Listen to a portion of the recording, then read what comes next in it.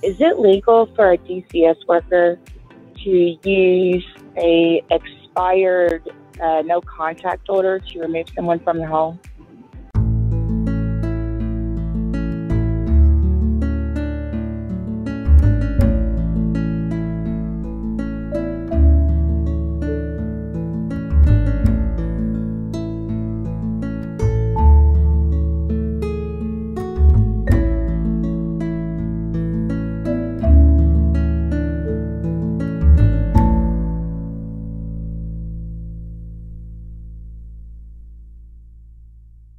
Take another call right now from Maria from Indiana. Maria, did you have a story to tell or a question to ask? I have a question. Back in, I guess, December, well, I'm in a current DCS case right now, but I have a question. Is it legal for a DCS worker to use a expired no contact order to remove someone from the home? You know, I didn't quite understand that question. Say it again. Is it legal for a CPS worker to use a expired no contact order to make someone leave the home?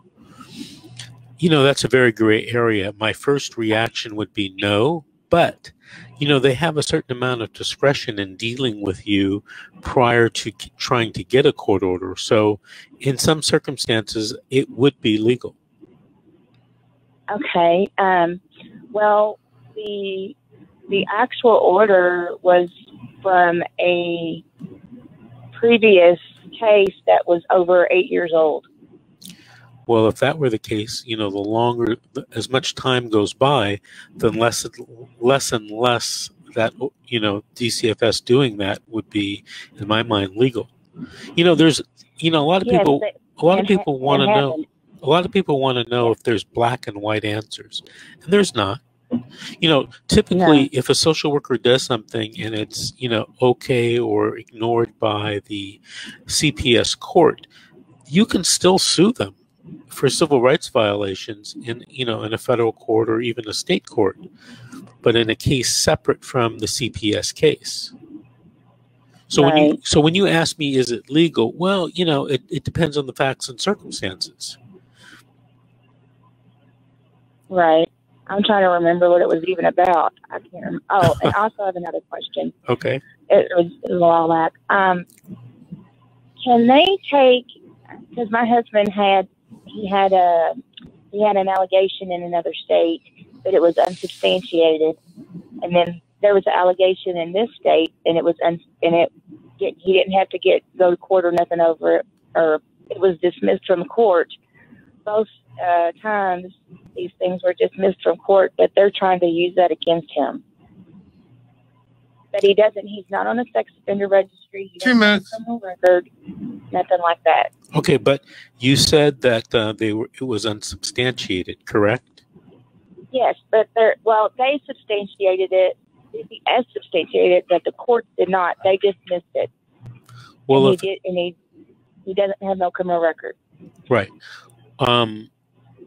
If the court dismissed the case, you know, in a hearing, I would argue that CPS can't use it against him. Now, I have seen them try to use things like that against people. Yes. So when you ask me, is it legal? Well, you know, CPS, I don't know if you get this feeling, but CPS does whatever they want to do, right? Yes. Okay. And then it's up to you whether you're going to let it slide or whether you're going to take them to federal court for violating your civil rights. You know, that's on you. Okay. Right. Okay. Well, we're in the middle of we have a case going on, and I do want to sue their federal. I do want to pursue them federally, but I don't think it'd be good to do it right in the middle of this situation because they've already done things that they shouldn't have done in this situation already. Yeah. So, and I don't want to make it worse. But when would be a good time to sue them? After the case is closed? Well, yeah, as long as you don't miss the statute of limitations date. But you should talk to a civil rights attorney in your state, you know, about that. You're from Indiana, right? Yes. Yeah, talk to an attorney, civil rights attorney in your area. Hey, Maria, I want to thank you for calling and thank you for listening. Call us back and give us an update on your case in a few weeks. We have to take some more commercial break right now. This is The Secret, How to Fight Child Protective Services and Win. We'll be back after these messages.